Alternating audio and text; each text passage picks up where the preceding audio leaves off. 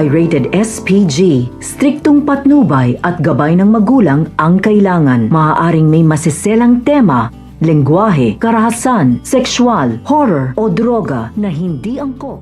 Pinagbigyan nga nito ni Justin ang pakiusap nga nito ni Giselle na makipagkita nga sa kanya. Subalit hindi nga naging magandang kanilang pag-uusap dahil punong-puno pa rin nga ng galit at sama ng loob nga itong si Justin sa nangyari noon kung saan pinamigay nga siya nito. Kaya naman tanging iyak na nga lang nagawa nga nito ni Giselle dahil hindi pa rin nga magawa nga nito ng kanyang anak na patawarin nga siya. Sa kabilang banda naman nga ay nagdududa na nga itong si Josa at si Chang Susan kung bakit nga ba palagi ang natawag ito ngang si Zoe dito nga kay Doc Benitez. Kaya naman malaki nga kaya ang posibilidad na meron nga raw matinding kaugnayan ng dalawa na hindi sinasabi nga nito ni Doc Benitez kay Lynette. Napaisip na nga lang ito nga si Lynette at gusto nga niya matuklasan kung ano nga ba ang kaugnayan ng dalawa.